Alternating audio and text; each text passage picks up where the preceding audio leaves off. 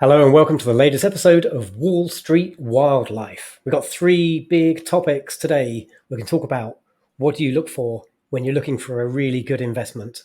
Christoph, you're going to tell us about AI's impact on society. Got an example from last year. And we'd also like to riff on Tesla's recent cut in the price of full self-driving. I think it could be interesting questions for shareholders and potential future shareholders there. Yes, but before we get to all that goodness, rumor has it that some bad thing has happened to you. It's not world altering, it's just very, very annoying. My motorbike was stolen on Friday. The very last photo I have of the thing is me standing in front of it recording one of my daily tweets. And that's so my bike is now going to be memorialized on Twitter, never to be seen again. Yeah, that's the first time I saw it. And I saw, oh man, she's a beaut, a dark beauty, a black stallion. And so it was stolen from in front of your driveway? Or No, I've been playing quite a bit of tennis since I got back from the States.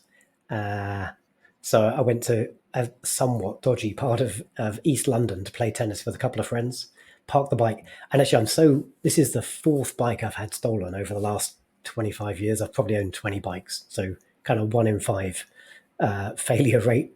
And I was kind of skeptical about leaving it where I left it. It was like a nice, like middle of the afternoon in a park. And I thought, oh, shall I just ride into the park and I'll literally park it by the tennis court? I thought, oh, I don't need to disturb people with my loud ass motorbike. I'll just leave it on the street. It's like 50 meters away. And I came back to it 90 minutes later and no longer there. how does that happen? There's just a lot of motorcycle crime in the UK, unfortunately, in London in particular. Typically, it's professional thieves with a van.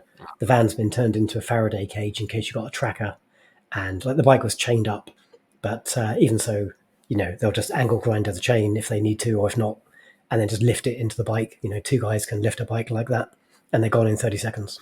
So what are you going to use to move around now? Bicycle? I did take the bicycle down to play tennis the other day. So yeah, crack open the bicycle.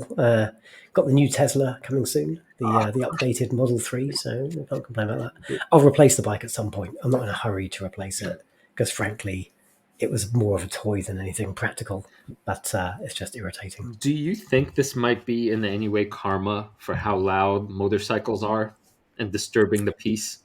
Could that Yeah, be? that's definitely it, obviously.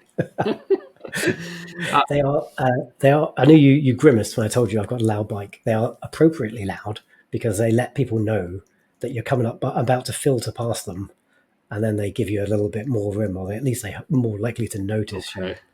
over their blaring music. So there is a good reason. Well, major bummer. That's not great. Certainly, it's a bit of a shame because I've been recording my daily tweets, and I'd planned the tweet I was going to put out on Saturday, and I was going to record it at the tennis courts, post tennis with the bike. And so I got back, and there's no bike and no tweet, unfortunately. So I had to do the tweet in the back garden, I think, when I got home.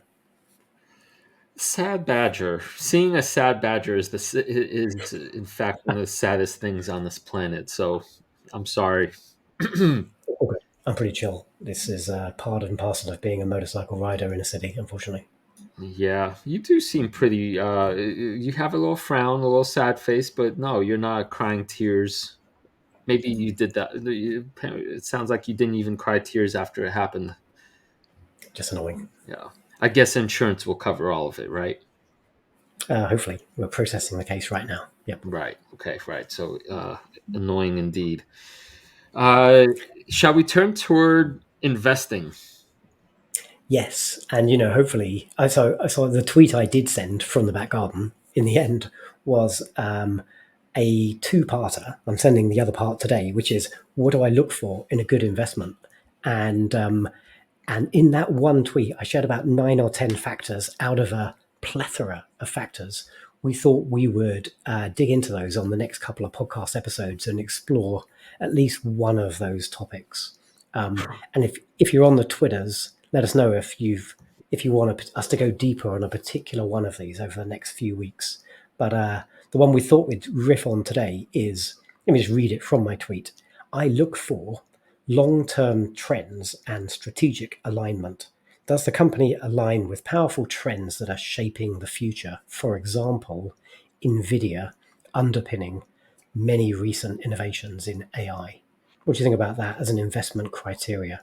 If I were to summarize it, essentially, like companies that are selling products or services that the world needs more of in the future. In theory, it sounds lovely, especially when you can cherry pick an example like Nvidia, because in hindsight, of course, it's true, right? That and Yeah, uh, so on one hand, I totally buy it. But as you were reading it, I immediately thought of a company like, say, Lululemon. Is that a case where, and by the way, Lululemon has done very, very well in terms of share price recently, and we were discussing it, I think, amongst ourselves. This is a company that seems to have incredible staying power. Everyone here in Austin that I look around is wearing Lululemon. Is this a company that has a powerful trend that is shaping the future in any way? Or is that not what we're talking about? that's not what I'm talking about, but I certainly, if you're a fashion person or a sports apparel person, you might have a much more informed view on this. I'm talking about the companies that the world needs more of and that are making the world a better place and therefore aren't sort of transient things that will come and go. These are like significant changes for the coming, let's say, 10 years. I'll give you a different example. Beyond NVIDIA, like robotic surgery, very clearly better patient outcomes, standard of care. So I want to own the leader, in that case, Intuitive Surgical. Yeah, I was going to rib a little bit on this idea that the world needs something because humanity is maybe getting a lot over its skis, as far as I could tell. We'll talk about this with AI in our next segment, but you're implying that there's a kind of do-goodism in this category, right? The world needs, and you gave an example of AI, which I think might be complicated or is complicated in this moment. But then the second example was robotic surgery. I would agree is good, I guess, in a good bad dichotomy. But then that limits this category to. It doesn't have to be ethically good. I'll give you a different example, like fintech stuff. Let's say ubiquitous, cheap foreign exchange, just because we talked about Wise and we have Wise on the podcast next week to tell us a lot more about that topic. Um, that's a service, I think, that directionally the world is heading towards. Like, who wants to pay FX fees? Who wants to have to go and get cash to go into a store and buy like their Lululemon leggings or their next Tesla car or the replacement motorbike? Would much rather do this stuff electronically. It's safer, it's less grubby, it's more convenient, it's more traceable. Is that making the world a better place? Maybe a little bit. It's not saving lives, but it's certainly a service that I think the world will need more of in the future. That's kind of my criteria. I think we need to take the ethical piece out of it entirely. Sure. This seems to be more about that the company is oriented toward the future.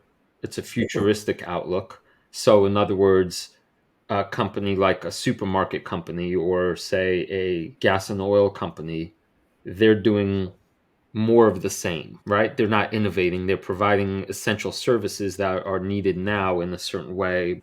But the amusing sidebar, right? It looked like Amazon was innovating, say, grocery shopping with their Amazon Go stores. And then it turns out what they actually had was they'd offshored the cashier from like the local store to a massive team in India who are kind of overseeing the process and making sure people weren't swiping things or being double charged for things. So there was like an innovation that maybe was dressed up as being a bit more innovative than it really was. And now Amazon's walking that back. So, give me an example of a company that fails this test for you. That fails the test. Yeah, that does not align with a powerful trend shaping the future. Well, any legacy business, almost any business. I've mapped out about 13 or 14 mega trends. So things like the ones we just talked about, health tech, things like space, Mm-hmm. and pretty much all of my investments align to one or more of those mega trends. And then I suppose if I'm taking a very strong view, anything that sits outside those trends, I think, is potentially doomed. That's obviously a bit false. But say a Lululemon Yeah. doesn't align with those any of those trends. It's just retail, it's fashion. Maybe they did something innovative with fabric or something, but essentially it's kind of branding. Mhm. And at some point that will go out of fashion, and maybe they reinvent themselves, maybe they don't. Oh, so interesting. So, for example, a company that I have a strong conviction on, Celsius Holding, Celsius, the Hmm. energy drink, that would Yeah, be just another counterpart to the Lululemon example, right? They're not doing yeah, anything future oriented. They're more about branding and riding the current wave. So that would not pass your test as an investment based on this criteria, correct? exactly right, exactly right. Which is why I don't own that company. Mm. It doesn't mean it's not a good investment. Right. It just means it doesn't fit my Yeah. investment criteria because I'm looking, and I do apply that ethical lens. Like I'm looking for stuff Yeah. that makes the world a better place for good reasons because it helps me remain a shareholder if the going gets a bit tough. Yeah, that's right. So it's future oriented, and obviously we put something like cybersecurity, which is your favorite trend, into this bucket. Absolutely. Yep. Totally. Um, Nvidia is the example. AI, obviously. What are some other mega trends that you could think of right now? Yeah. One of mine that I'm not sure. Maybe it failed, but one of my megatrends I was tracking was uh, like flexible working, work from anywhere, remote working, Hmm. because it seemed like post pandemic, it seemed very strongly to me that we were going to remain, at least in the sort of developed world, like in North America, Europe, in the big cities, most people will continue to work from home. And so that's why I invested in companies like Airbnb, like flexibility, go live somewhere fun and do your job from that fun location. And I invested in companies like Zoom, and other enabling technologies for that changing sort of work habit. And maybe that didn't play out. Maybe actually that's been largely walked back. So I'm not always right, but I try and look for things that feel self evident, and then sometimes I'm wrong. And I guess that's the flip side to this category. The future is, by definition, unknown. And Mhm. it's shocking how many times humans have made prognostications in one direction that turn out to be completely other. So, Yeah. but I think it seems like one thing this category, this rubric has going for it is that the stock market is future oriented. It prices equities based on the potential future cash flows, not the success of the company in the past, which is an interesting thing to really consider. That it doesn't matter how great, say, Apple Computer was in the past. If the market thinks nobody will want iPhones 2 years from now, the stock price will crater. So having an eye to these future trends is absolutely important and also somewhat unknowable. When I think about my investments, I'm thinking about the future, and I'm thinking about mostly technology and its impact on society. And I find that quite a fun topic to cogitate on. Scary sometimes, but also very exciting. Right, you've recently been doing nothing but reading Dune novels all morning and night, right? And watching the films. That's right. I'm starting to question this motorcycle narrative. This is all very consistent for me. Like technology equals good. I love that bike. And my last three bikes have been the same bike, a BMW S1000R. I love that bike because it was so loaded with technology and clever gadgetry to stop you wheeling too hard or, being able to brake in the corner. Like normal non-tech motorcycles can't do these things. Okay, technology equals good, says Luke. I'm not going to drop any Heidegger on you today. I'm going to get back to that topic in the Yeah. future episode. Speaking of, this weekend I watched a clip on the Jon Stewart Daily Show. Jon Stewart, for our international listeners or anyone that might not know, is a political pundit in the U.S. He's a comedian first and foremost, and he usually likes ribbing on the media itself. So he offers some meta commentary about how the system works, and he was doing a deeper dive on current news media focus on how great AI is. So AI, and you see a bunch of talking heads from Microsoft and OpenAI. AI is going to solve all the problems in the world, and then eventually you get to some talking heads, CEO of a company that said, quote, AI is brutal if you think like as a human. And that's the soundbite that Jon Stewart was having a fun with, but also a problem with. It seems like AI is already underway and already having immense impact on the lives of companies and workers. So, when a company does indeed fire 90% of its staff, the human cost is significant and non theoretical, right? And it seems like we're at the beginning stages of this. What I'm saying is, from the investment perspective, things are rarely pure and all good. There's always complexity involved. And right now, we are, I think, clearly in an AI, rah rah, high valuation potential bubble. I'm not going to outright and say this is a bubble because bubbles are empty and they pop because there's nothing substantial underneath. I don't think that's the case with AI, but I'm bringing in the social commentary to suggest that as investors, when significant amount of humans are losing their jobs, there's going to be pushback, either politically, culturally, socially, some combination thereof. In the United States, there's an election year.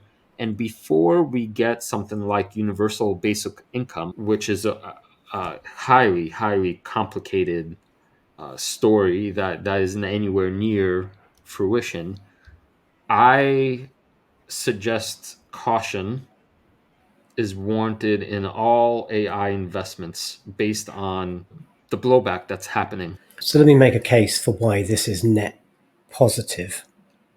And I think this is actually not a great example because this is a somewhat smaller e-commerce company called Dukan. It's kind of like a mini Shopify, I think. And he claimed that he was planning to exit 90% of their customer service staff. But I think a possibly more credible example of the same thing was maybe Klarna.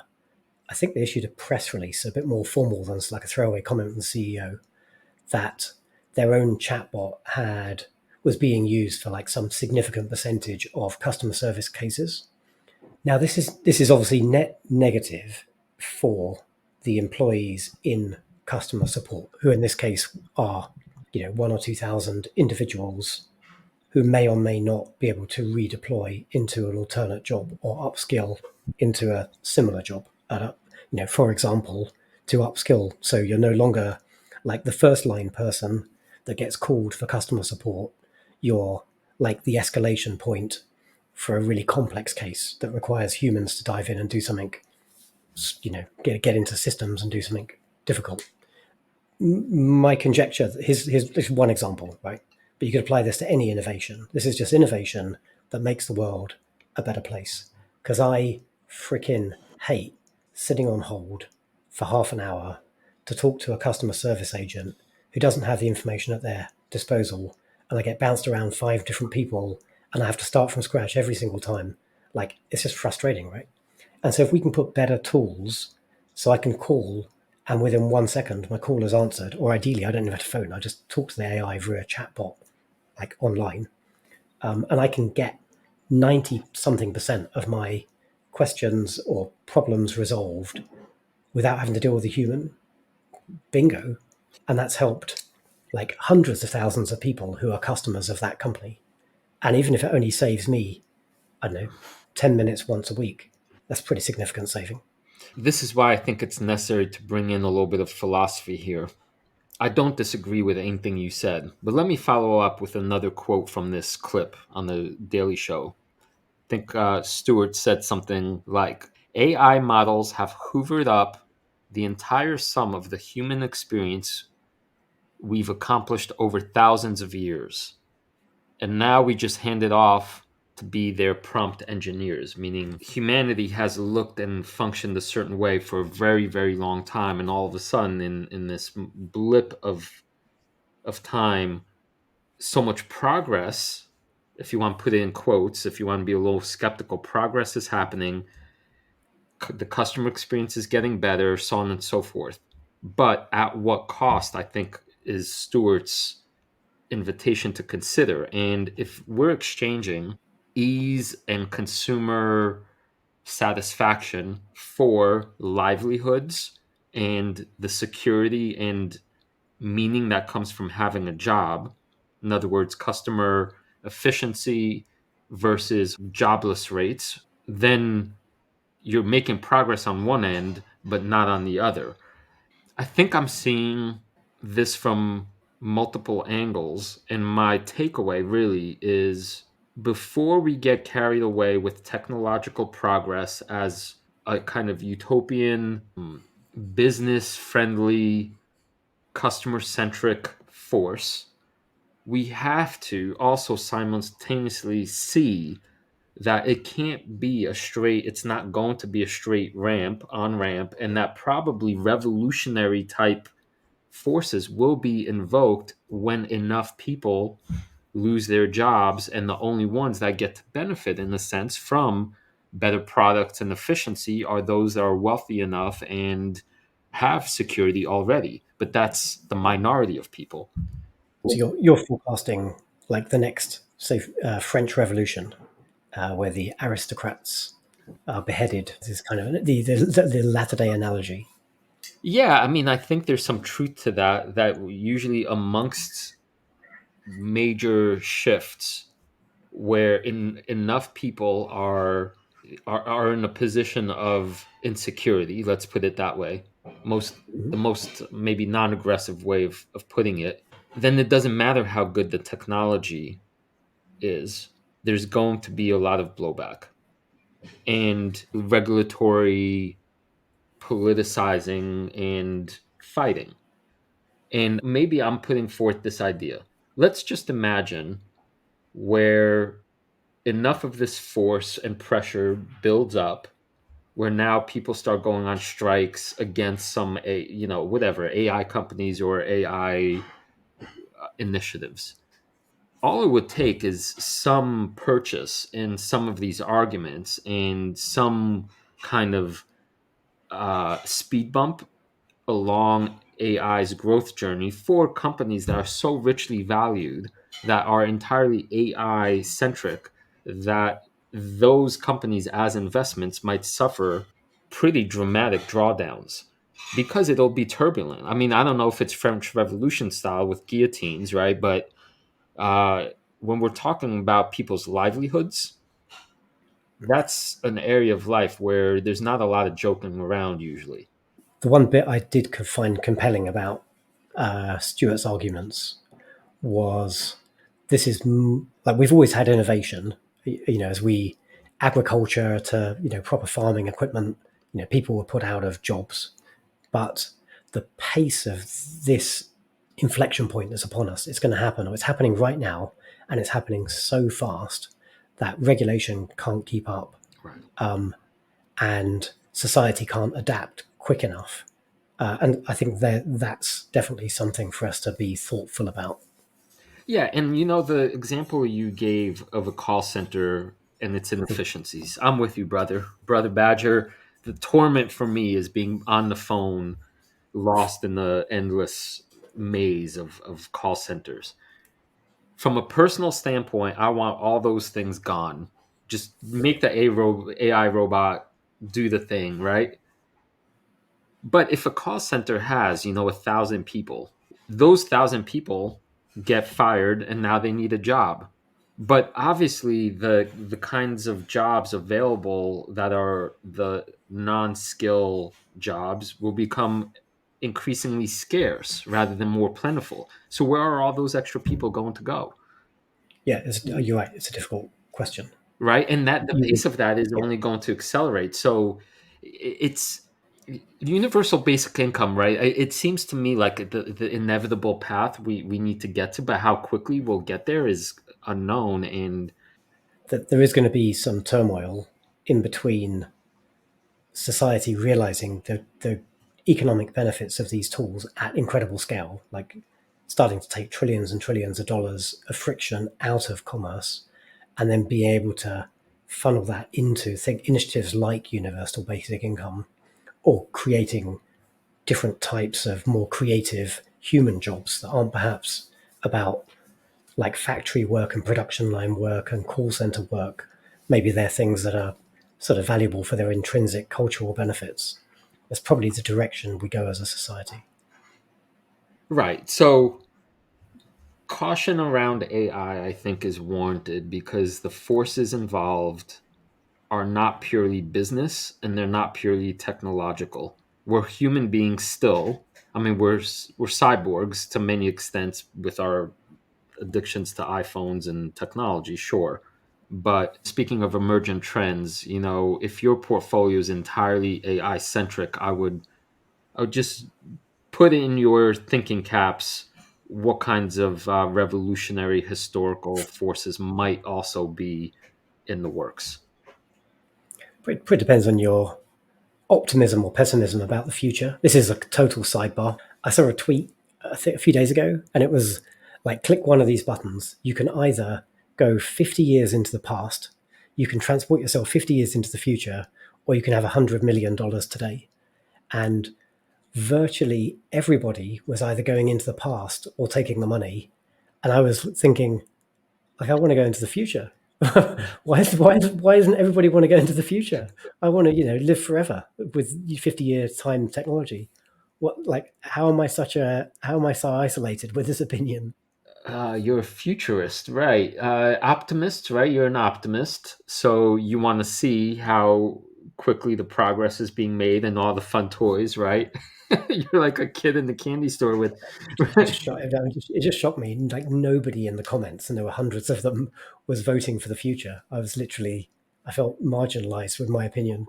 Everyone figures they're going to end up like they're transported into the future, and they're in some like vat being used by the Matrix and like having their energy drained or something.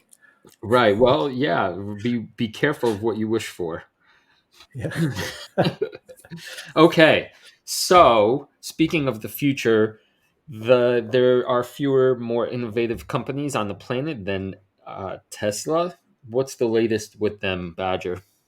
Oh yeah, yeah, that's right. Sorry, that third topic. So Tesla have just announced, I believe, in the last week or so, they're cutting the price of full self-driving in North America from $199 to $99 a month.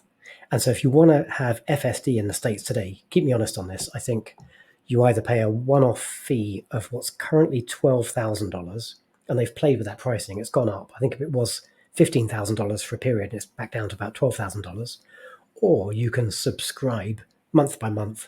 It used to be $200 a month, now it's $100 a month. And I think there's some interesting questions this opens about the company and also about its future. But what's your immediate reaction to that? You're already an FSD owner. Do you feel like that's been devalued by that price cut? No, I could see. I think generally I interpret it in a positive light. They're clearly the lead. They need more data, more exposure, and now that the product is incredibly impressive to anybody that has not used it, it will turn heads. What I but it also comes with a whole lot of unknowns for me. I just don't. I think it's too complicated a moment that we don't know how quickly this could actually become implemented and reverse Tesla's financial trajectory, which has been slowing, and demand seemingly has been dropping, and there's a lot of macro headwinds and all that. So the uh, Elon Musk for me cuts both ways. I've always, since following this story for a long time now, I really applaud his incredible visionary ruthlessness. And it's also true that he really, part of his strategy is over promising relentlessly. Enough of the time, he actually gets it done eventually. But some of the time, the over promising is kind of like, I think, your favorite whipping boy ARK Invest in Zoom and their projection of Zoom taking over the world in share price. That's sometimes how Elon comes across to me also.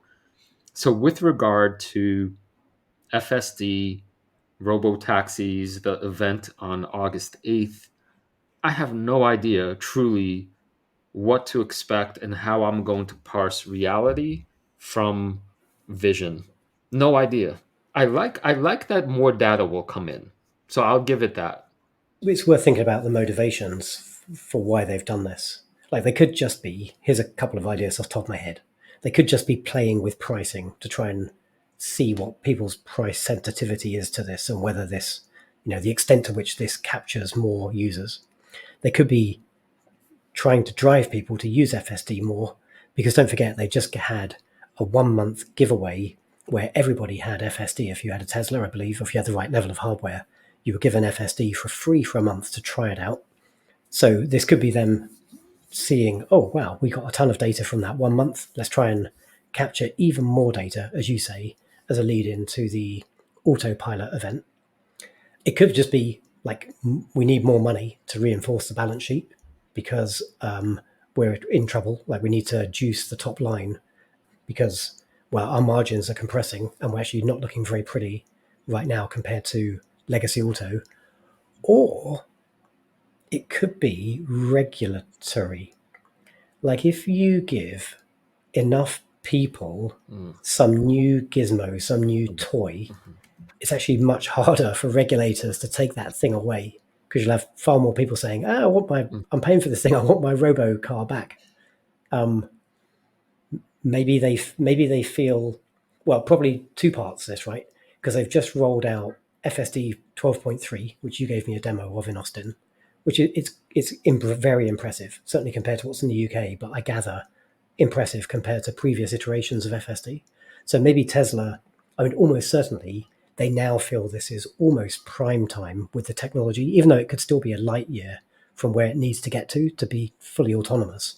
Like robotaxi, I think is going to be vaporware. Personally, we'll wait and see. Um, but it's unarguably better than version 11 and the stuff before that. And so maybe it's good enough now that they're, because remember it was like a closed beta. You had to be like a super safe driver. You couldn't drive at night. All these crazy things to qualify to even be allowed to use this stuff. And now they've made it accessible to everybody, and they're cutting the price because they're trying to get, they're trying to sell it to everybody. So it must be good enough that your average Joe idiot behind the wheel of a Tesla is probably going to be net safer with FSD than without. You'd hope because they're trying to push the stats in that direction. Yeah, and then part of it could be that regulatory thing. The more people that have it, the harder it is for regulators to pull it away.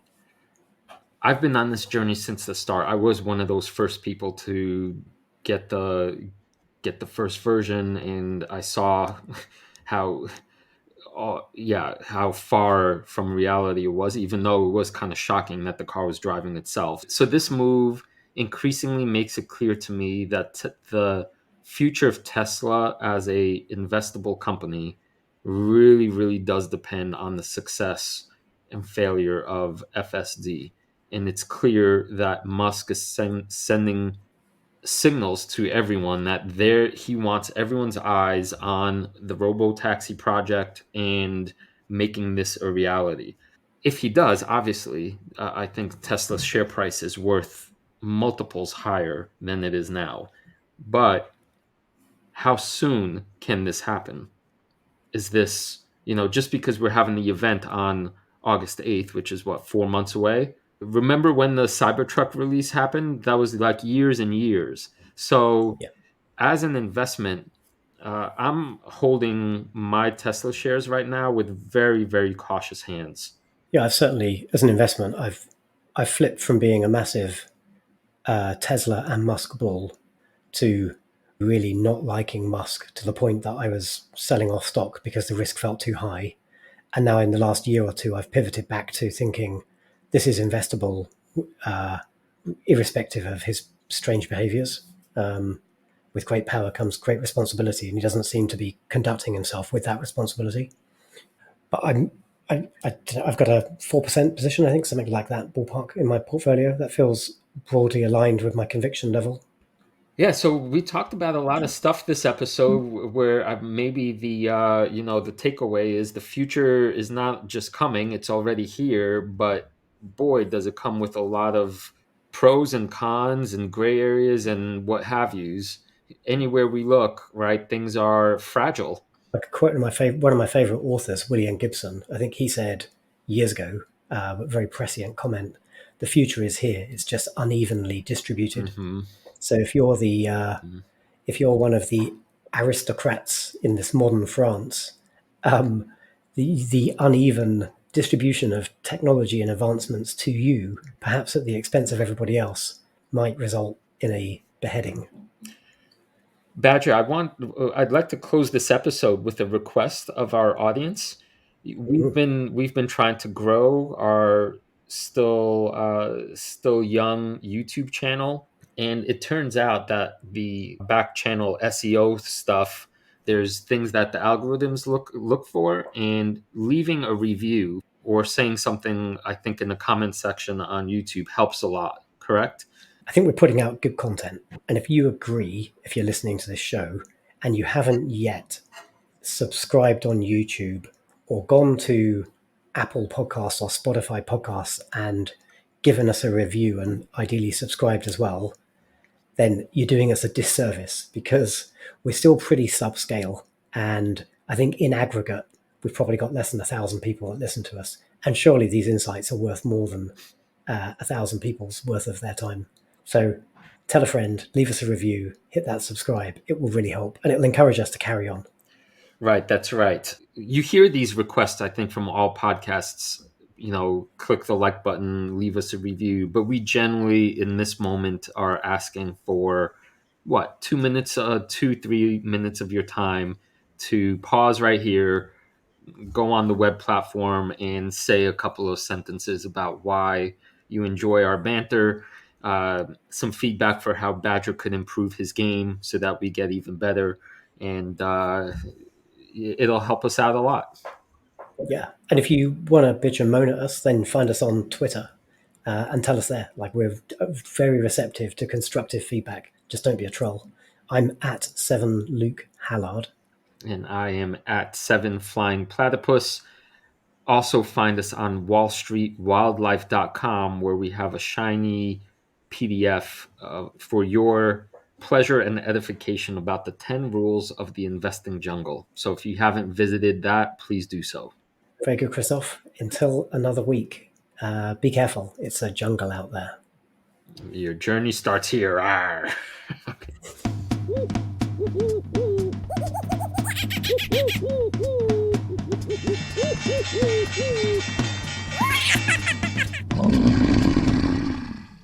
A reminder that the people on this program may hold positions in the companies that are mentioned. Buying and selling stock carries financial risk, which could include loss of capital. The views in this program should not be taken as personalized advice. Before acting on any of the information provided, listeners are encouraged to consult a financial or tax professional.